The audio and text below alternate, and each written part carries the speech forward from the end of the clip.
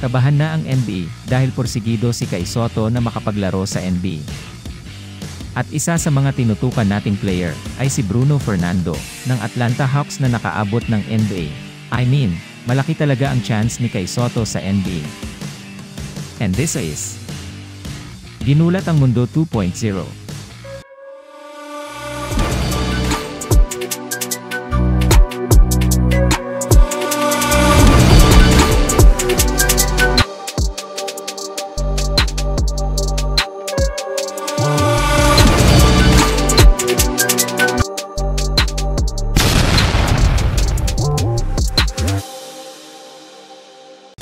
Kabahan na ang NBA dahil porsigido si Kai Sotto na makapasok sa NBA next year, at ipapakita ang kanyang tunay na galing against the likes of Bruno Fernando.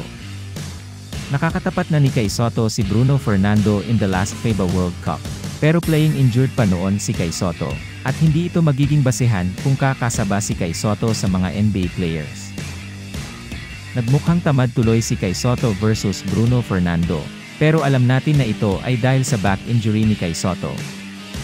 Nahihirapan talaga si Kai Sotto dahil he is playing with extra care. Halos hindi nga magalaw ni Kai Sotto ang kanyang bewang. Pero sa pagbabalik ni Kai Sotto ay dito na makikita natin kung hanggang saan ang kaya ni Kai Sotto. Bago na injured si Kai Sotto ay very evident ang kanyang bilis, athleticism, at shot blocking ability. Na kapag kinumpara natin kay Bruno Fernando, ay hindi talaga nagkakalayo. The only difference ay napakatangkad ni Kai Sotto compared kay Bruno Fernando. Siguradong aabot rin tayo sa punto na tatawagin na natin si Kai Sotto bilang isang legit NBA player, the first homegrown Pinoy to play the NBA. Babalik at babawi si Kai Sotto. He is still 21 years old, at kahit si Yao Ming ay 23 na nang nakapasok sa NBA. Stops at the beat. Bishop, what a tomahawk! Tony Bishop nagmagic sa kanyang unang game sa Barangay Ginebra. Sinimulan ang kanyang scoring sa low block. Si Shawnee Winston. Bishop going it around. After sa low, sa labas na naman. Si Ellie. Bishop from about 18. That's money. Sa loob na naman. Nice pass to Bishop. Ganda ng gamit ng balikat doon. Ginamitan pa ng kanyang mga malalaking balikat. Let's take a look at it again. Spot. You don't really want him. Pag sa ilalim, easy money para kay Bishop. Well attack Talyo. Ang laki ng katawan at di mapipigilan sa ilalim. Galing yun sa sarili nilang timeout. As Bishop ties it up. At nag-ala Justin Brownlee 3 pa. Now off the secondary. Look at this 3, parang Justin Brownlee lang. Ginebra back with it too. Forcing conversion to this early. Parang hindi naman napalitan si Brownlee. Stops at the beat. Bishop, what a tomahawk! Slow motion tayo. The way the fans are gonna love you is if you work hard. He's had back. Grabe! Mukhang magcha-champion na naman ang Ginebra ngayon, dahil mukhang ganado itong bagong import, and he has something to prove. Nagtapos ang game na umiscore si Tony Bishop ng 34 points and 12 rebounds. Samantala, naantala ang pagbabalik ni Bradley Beal dahil mabagal ang recovery ng kanyang injury. At hindi pa nakapaglaro sina Bradley Beal, Kevin Durant, at Devin Booker kasama ang Phoenix Suns sa season na ito. Ang guard na si Bradley Beal ng Phoenix Suns ay hindi pa maglalaro sa susunod na 3 linggo habang patuloy siyang nagpapagaling sa kanyang low back strain na siyang sanhi ng kanyang pagkawala sa karamihan ng season. Si Beal ay biglang nawala sa laro. Sa 3 laro pa lamang niya ngayong season ay may average siya na 17.3 points and 5.3 rebounds. At inaasahan na maglalaro siya nitong Webes laban sa Timberwolves, pero bigla siyang na-scratch sa laro dahil sa kanyang problema sa likod. At sinabi ng koponan nitong Biyernes na ang new injury timeline was determined following further evaluation and consultation. Idinagdag ng Suns na siya ay susuruin ulit pagkatapos ng 3 weeks. Ang Phoenix Suns ay pumasok sa season na puno ng pag-asa, lalo na sa tulong ng kanilang 3 bituin na sina Kevin Durant, Devin Booker at Bradley Beal. pero ang tatlo ay hindi pa naglalaro ng sabay-sabay. Si Devin Booker ay meron ring mahabang panahon na absent dahil sa kanyang iba't ibang injuries, kabilang ang calf strain.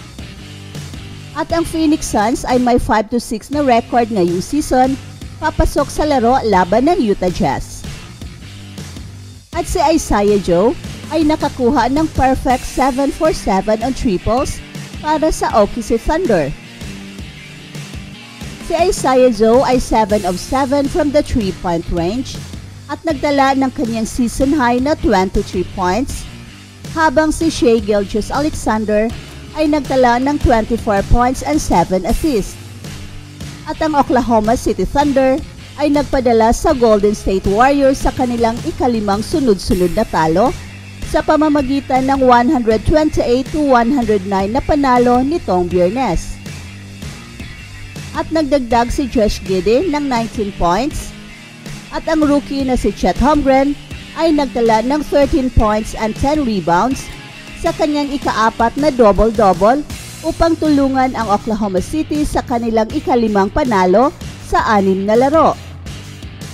Ang Thunder ay nagwagi lamang ng isa sa kanilang nakaraang 12 games laban sa Warriors mula pa noong 2020-21. Pero ang Oklahoma City ay mahigpit na namuno laban sa Golden State Warriors na kulang sa players. Hindi available si Warriors guard Stephen Curry dahil sa sakit sa kanyang tuhod at si forward Draymond Green ay suspended ng 5 games.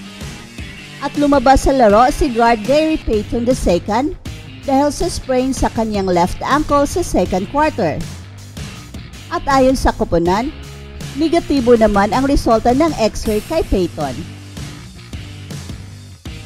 At dahil sa pagkawala ng kanilang pinakamahusay na scorer, sa ikalawang sunod-sunod na laro, bumaba sa 1-5 ang Warriors sa Chase Center ngayong season.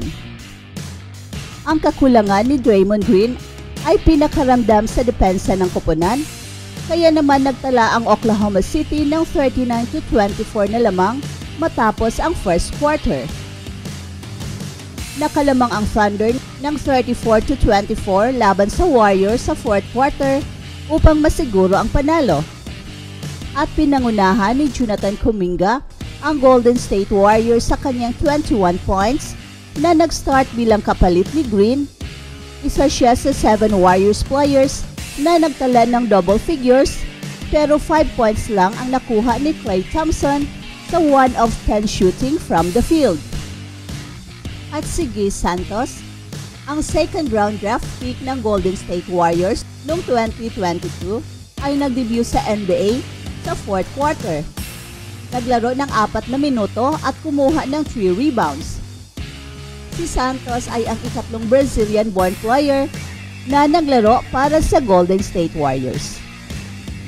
That's it for now, guys. Pero bago kami magtatapos, ay huwag kalimutan na huwag magpahuli sa mga pinakabago mga kwento at balita ng kasiyahan at tagumpay. Bahala na ang mga marites dyan. Basta kami ay handang maghatid ng tunay na inspirasyon sa mundo ng sports.